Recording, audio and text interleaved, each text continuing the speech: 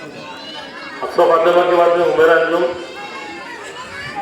उम्मे आनी तैयार है।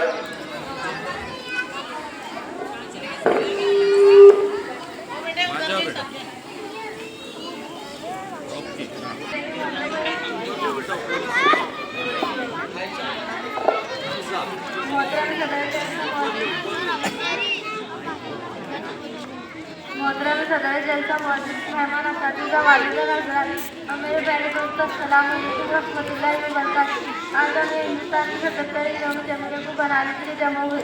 ये दिन हमारे लिए बहुत अहमियत का हामिल है क्योंकि इसमें हमारा इनाम किया गया था। हिंदुस्तान का एक आज़ाद समृद्ध मुल्क बन गया था। कौमी इत्तेफ़ाक़ के बारे में बात करते हुए देखते हैं कि हमारा मुल्क हमेशा से एक मुतहदा और भाईचारे वाला मुल्क रहा है। हमारी तहज़ीब में हमेशा से अमन और मुस्बत और भाईचारे की तहज़ीब रही है।